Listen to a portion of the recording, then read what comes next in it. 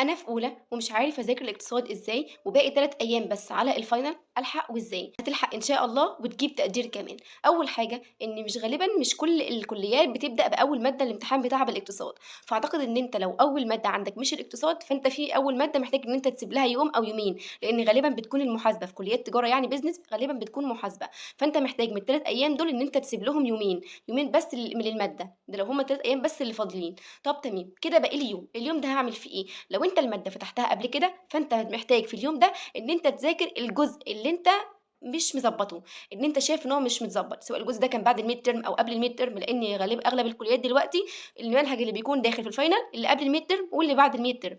فأنت في اليوم ده هتشوف الجزء اللي مش متضبّط معاك بchapter بقى أو شابترين أي حاجة، تضغط نفسك في اليوم ده وتذاكرهم. طب دلوقتي أنا ده اليوم اللي فاضل معايا وأنا ما فيش أصلًا مادة ما ذاكرتهاش من الأول، هتعمل إيه؟ طبيعي في الاقتصاد بتكون في حاجات نظري وحاجات بتكون عملي، يعني حاجات بتكون فيها حفظ وحاجات بيكون فيها تطبيق. في اليوم ده هتمسك الحاجات اللي فيها تطبيق، هتعمل في إيه الحاجات، سواء كان برضه قدامك يوم أو يومين أو 3 على حسب الأيام برضه، أنا مش عارفة إيه كام يوم بالضبط اللي عندك، على حسب الأيام اللي عندك هتشوف إيه الأيام اللي فاضلة على الfinal على أول امتحان بالنسبة لك، لإن أنت أول امتحان محتاج إن أنت تسيب له برضه كام يوم. طب تمام، هتمسك الحاجات العملي، طب ليه مش النظري؟ النظري هتحفظه وهتذاكره وهيتنسي.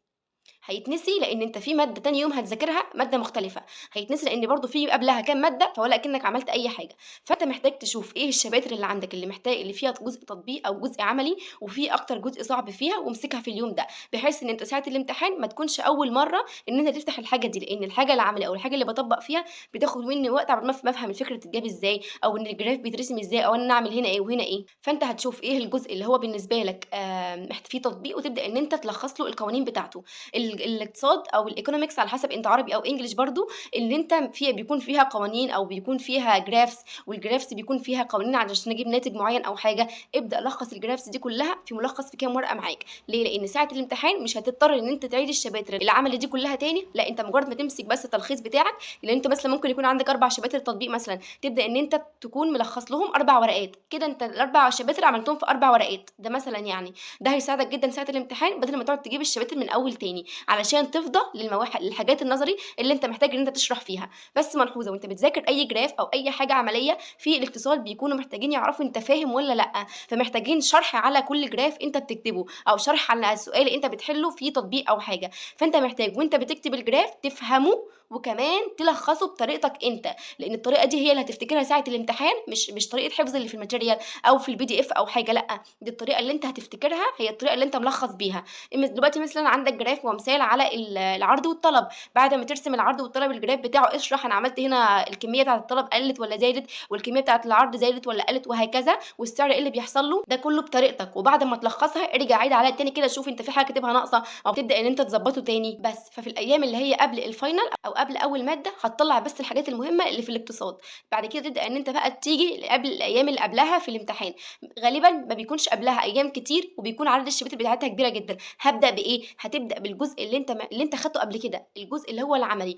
طب ليه؟ علشان بيكون في شباتر كتيرة، وكمان إن أنت بتبدأ إن أنت تخلّص جزء في وقت قليل، بس طالبة منك طلب إن في الأيام اللي بيكون فيها الاقتصاد اصحى بدري شوية وابدأ يومك بدري، بحيث إن أنت تيجي في نُص اليوم تكون أنت مثلًا خلصت نُص المنهج بتاعك، ما تجيش في أول يوم وتلاقي اليوم ضاع وأنت ما خلصتش أي حاجة، لأ، إحنا في وقت ضغط فأنت محتاج إن أنت تضغط نفسك بس اليومين دول لحد ما المادة تعدّي، وبعدين ابدأ إن أنت شوف الجزء اللي هو محتاج تطبيق وعملي وراجع على الحاجات دي تاني اللي أنت لخّصتها وشوف عليها أسئلة، يبقى أنت كده ذاكرت وحليت، بعد كده خُد rest في نُص اليوم لو معاك وقت، وبعد كده ارجع خُد جزء من الجزء النظري، حاول إن أنت يعني على قدر الإمكان تخلّص جزء كبير منه، بحيث إن أنت تاني يوم تبدأ إن أنت تراجعه تاني علشان ما تنساش، وهتذاكره بالطريقة الأسهل ليك إن أنت تذاكره بالأسئلة، تمسك الmaterial وتمسك الchapter بتاعك وتمسك الأسئلة، شوف على كل chapter من المذكرات اللي بتنزل أو امتحانات السنين اللي فاتت، شوف الأسئلة اللي بتكون جاية عليها وذاكرها وبس، ممكن يكون أصلًا الchapter فيه 50 slide وأنت أصلًا عمّال تذاكر ال50 slide ما فيش حاجة بتثبت، وكمان ممكن إن أنت أصلًا تركّز على الحاجات دي أصلًا مش هتيجي لك في الامتحان، فأنت ليه على وجع الدماغ ده كلّه، لأ شوف الأسئلة وشوف إيه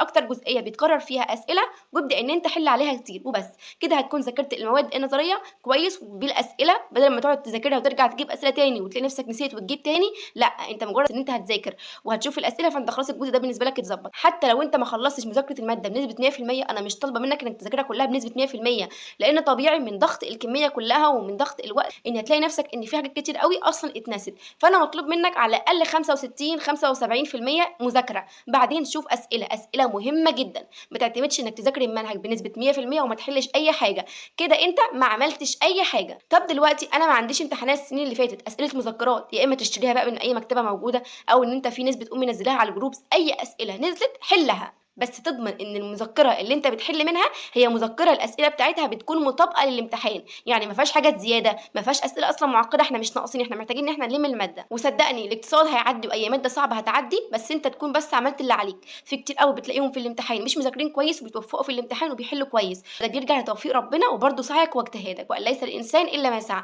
انت بس اعمل اللي عليك، فما تحطش في بالك ان مفيش وقت وان انت متاخر وان انت ما لميتش اي حاجه، وتبدا ان انت تدخل افكار دي في دماغك، واصلا بدل ما تنجز نفسك في الوقت اللي موجود حتى لو قليل، انت تضيعه زي ما الوقت اللي فات ضاع وانت كده ما عملتش اي حاجه. لا، استغل من اول دلوقتي كل دقيقه موجوده ان انت تظبط كل ماده على حسب الايام اللي قبلها. حتى لو ما فيش وقت قدام المواد وخلاص، ما قداميش مثلا الا يوم او يومين قبل قبل اول ماده وفي مواد كتير ما فتحتهاش، ركز في الماده دي، ما تكونش انت بتذاكرها ودماغك شاغله بالك بالمذاكره المواد التانيه. ليه؟ لان انت كده مش هتنتج فيها كويس ومش هتركز فيها كويس. هتدخل الامتحان بدل ما تركز مثلا في امتحان محاسبه، لا بركز في الحاجات اللي عليا لما اروح على الاقتصاد. لا، سيب كل ماده بالايام اللي قدامها انت قادر ان انت تظبطها، وتظبط كل ماده في الايام اللي قبلها، وخلي تركيز كل ماده في الوقت بتاعها، ما تدخلش كله في بعضه علشان في الاخر انت بدل ما مثلا ما تكون مقصر في ماده تكون مقصر في المواد كلها اللي عندك. وبس كده، ده كان الفيديو بتاعنا النهارده، ولو عندكم اي اسئله ما تنسوش تكتبوها في الكومنتس.